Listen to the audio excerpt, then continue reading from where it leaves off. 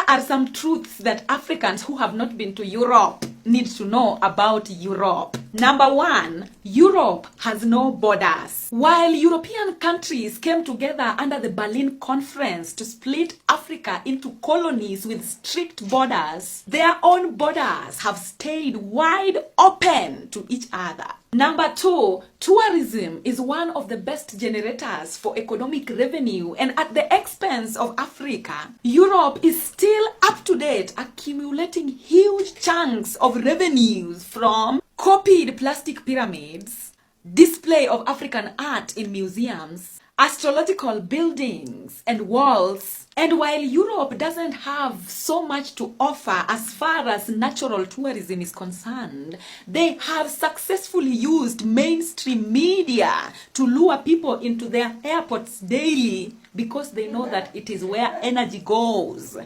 that grows. Number three, it is the rich people in Europe that eat fresh farm food like the poor people in Africa, while it is the poor people in Europe that eat junk food like the rich people in Africa. In Africa, it is mostly the rich that deal with issues obesity, while in Europe, it is mostly the poor that deal with issues obesity. At number five, in Europe, they live by the slogan of pay as you live because they have no ancestral lands. Average people have to work 2 to 3 jobs just to be able to afford the bare minimum. If you can't pay to live, unlike in Africa, in Europe you have no ancestral land to go back to. Therefore, homelessness in Europe is like the order of the day.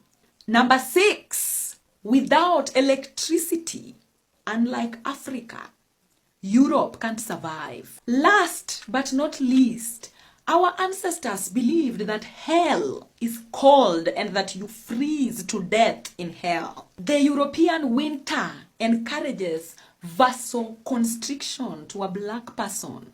That is brain fog that causes depression. But the saddest news was learning about the heat wave caused by most streets being majorly concrete. So during summer, the concrete absorbs so much heat that people fall dead on the streets. A lot of Africans who have not been to Europe think that them making it to Europe will mean them making it in life. But you are in for a rude shock.